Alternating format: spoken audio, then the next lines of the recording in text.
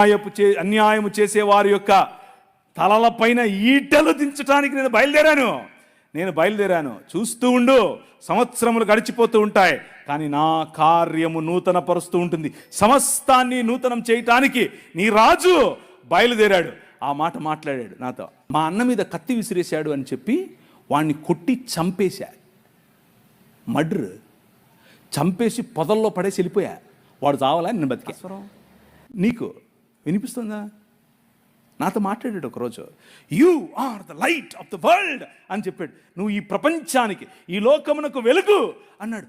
నేను వెలుగేంటి, నా దగ్గర ఎప్పుడు వెలుగుంటుంది అన్నాను నేను. భయంకరమైన గంజాయి, భయంకరమైన దాన్ని ఏమంటారు, మత్తులో ఉండేవాడిని ఎప్పుడంతే. అలాంటి వాడిని నన్ను పట్టుకుని ప్రభు మార్చాడు. సుప్రీంకోర్టు మెట్లెక్కితే నేను సుప్రీంకోర్టులో ఒక పిల్ వేసాను, ఒక రిట్ పిటిషన్ వేసాను. అంటే